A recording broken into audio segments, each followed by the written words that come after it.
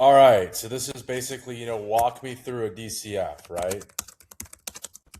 And I just want to do this, right? I mean, I've done this on my Instagram, but I want this to really drill into people's heads. This is this is the building blocks of a financial model. So again, I'm not really going to get into the whack, the weighted average cost of capital too much here, but I want to just do a really quick walkthrough, and I'm going to build it too. I'm going to build it live, random assumptions, so people really understand it. Excel is where you learn everything, y'all, right? This is, I mean, and again, I don't need to have a fancy 50-page guide on how to get things, right? I think me explaining it and me going through Excel, it's going to give people Excel skills, which is critical for finance, but it's also going to make it hit home, right? Obviously, take a look at my Instagram video if you want to see me, on camera doing it. But this is just a different way. Again, I think looking at things differently, that's the value, right? That's what I'm here to just drill concepts of people's brains so they can get excited about financial modeling. They can really just get motivated to do it. And I think seeing it in different ways would help. So anyways, I started building this out. I'm going to try to put this in like an interview guide, right? And I may even go over some of the interview guides in Word, but then I just was like, let me build this out via Excel. And then I just said, you know what? I'm just going to build this out. I'm going to make this a video. And so let's show people how to build it from scratch. That way you can see really, this doesn't take that much time, y'all, when you really think about it. In the beginning it does, but trust me, you'll get this down. So I'm going to do Alt WVG. I'm actually going to get rid of these grid lines. So this is how, if I'm building a P&L from scratch, right, an income statement / cash flow model, this is kind of how I'd operate, right? So let's go, let's go custom number format, right? Let's see here. Let's say, let's throw A there. Whoa, what happened there? I honestly don't know what just happened there. I'm just going to do this, right? Let's just put the number there. Let's put A, perfect, right? Let's put P there for projections, right? This is going to be critical, once we're going through things. Whoa, what did I do? Oh, I forgot to keep the number there, my bad. Yeah, you can't get rid of that 0. You got to keep it. Boom. Okay. So that's 1, 2, 3, 4, 5. Right? So I think that's a 5-year projection. I mean, theoretically, could project for 5 years, I guess. For right now, I'm just going to keep it.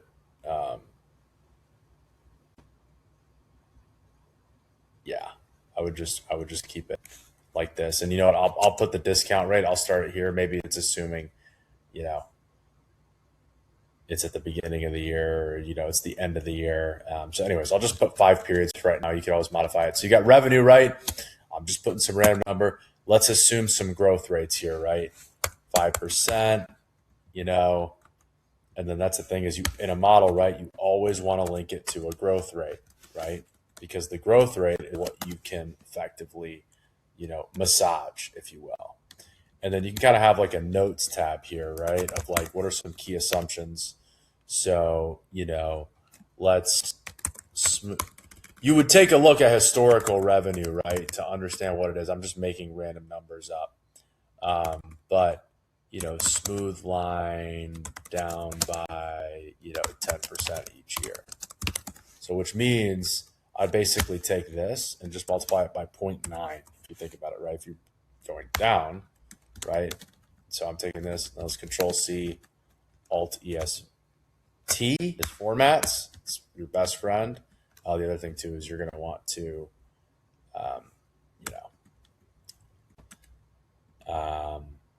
you could probably have. They call it typically, I guess, a step function is what you call it. You could theoretically have, 0.1 here, right? And this could actually be the assumption.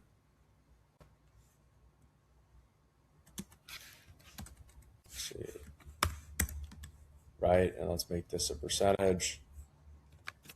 So I color that. So I mean, you could theoretically do this times. Let's do this. Let's lock it F4, right? Or sorry, it's 1 minus that. Right. Again, I'm just coming up with some random numbers. You would look at what the historicals are, but this is just to prove to you all that you can literally build a DCF yourself in no time. Okay. The other thing too is let's always make sure we have. I like accounting with no decimal places. You know, I like that format. I think that's pretty common in the industry. And then if I just go down here, I go F4. There you go.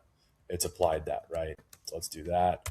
Cost of goods sold. So let's also think of gross profit margin, right? Gross margin. Let's do that for short. By the way, if I do Alt OCA, that makes the column bigger, which we're going to want. So let's take a look at this. You got gross profit, 80%, right? Okay. Now we want some sort of margin expansion. I was like maybe 0.5%, so 0.05, right? Let's take this, Alt TST. Let's copy that format. That's the other thing. Maybe you want to keep it, you know, this. So I don't know. And then what? So you take this plus this, right? I always like to think of things from a margin perspective. Let's take this. The other thing is I always like to italicize, you know, your margins, or sorry, your percentages in these models. It just looks cleaner to me. Take that, right? Rip that. Okay.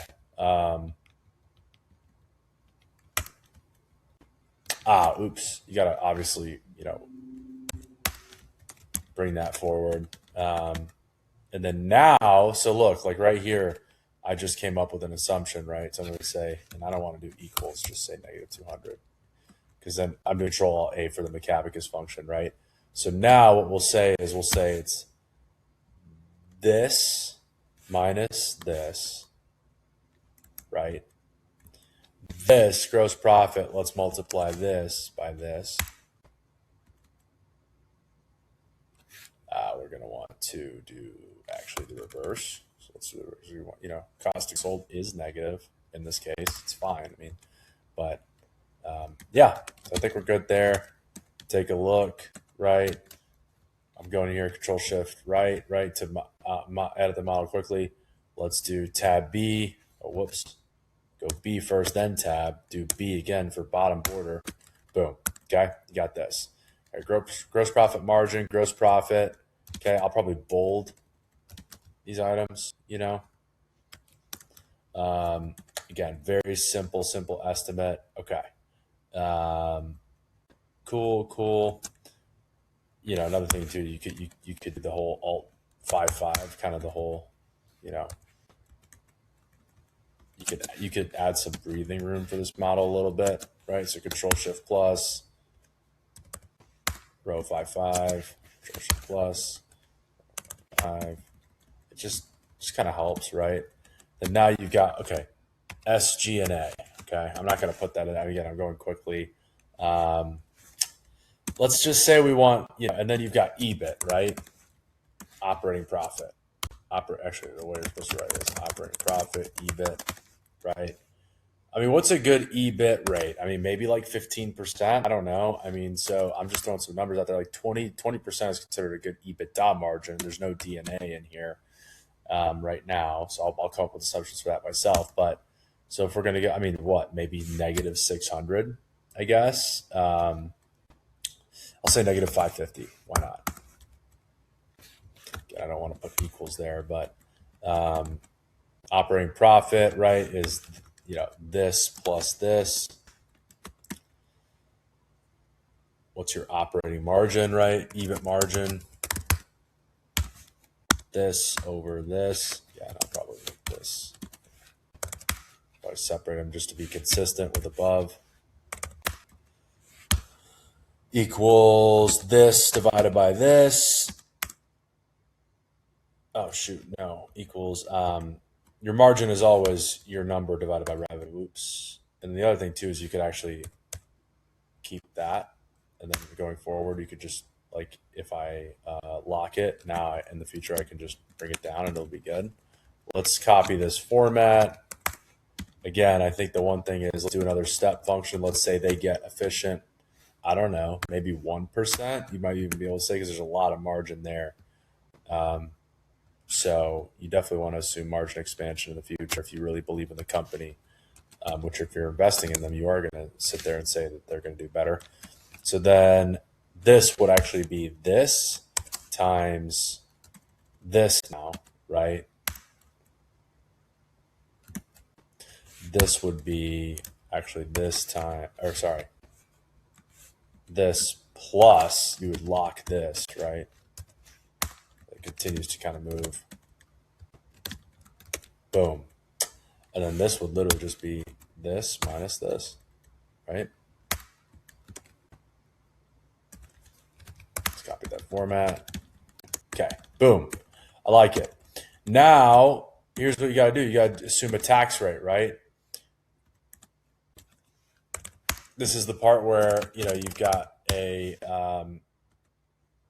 right? So it's, I'm just going to assume 25%. I don't,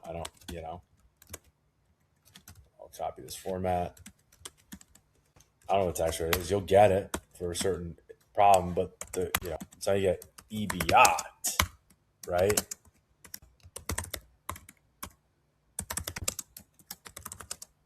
I'm not even gonna. I was just say EBIT. Y'all know what that is, okay? If you don't, then think about it. You'll figure it out. This times 1 minus tax rate, right? Because we're getting what's the final piece, right? So now you gotta, I guess. So now you do plus DNA, right? Depreciation and amortization, less changes in NWC, right? Less CapEx, okay?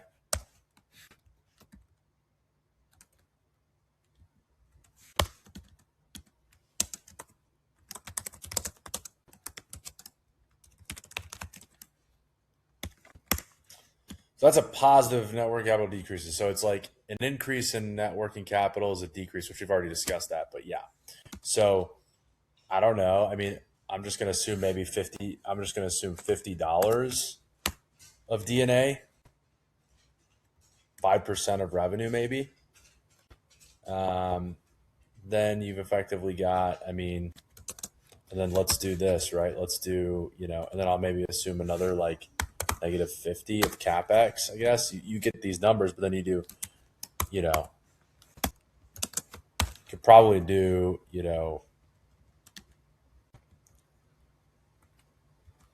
equals this divided by, I don't know. Yeah, let's just assume, I'm just going to make it simple. 50, 50, 50, 50.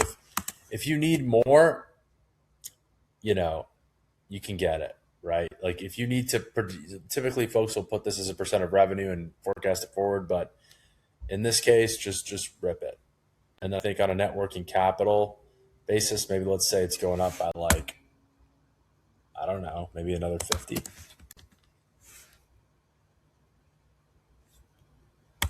What you could do is you could say this over this.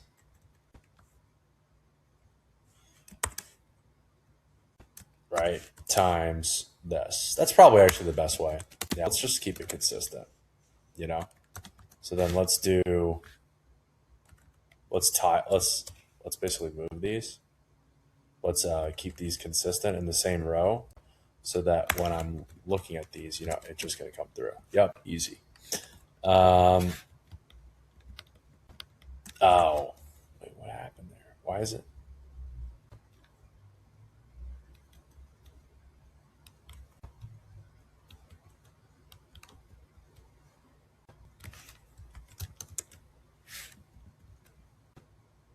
Okay, I don't know what happened there, but yeah, that's looking good now. Less CapEx, same thing.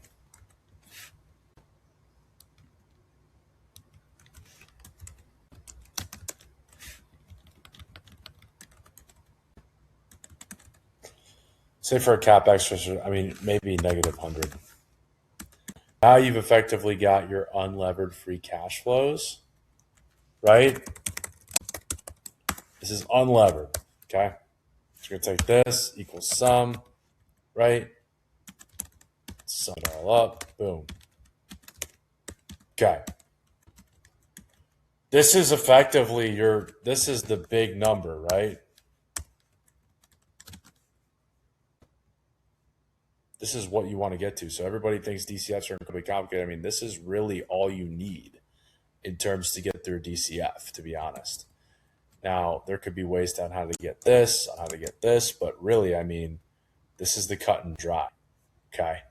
Now, what you got to do is you got to do the PV of FCF. And now you have to assume a WACC, right?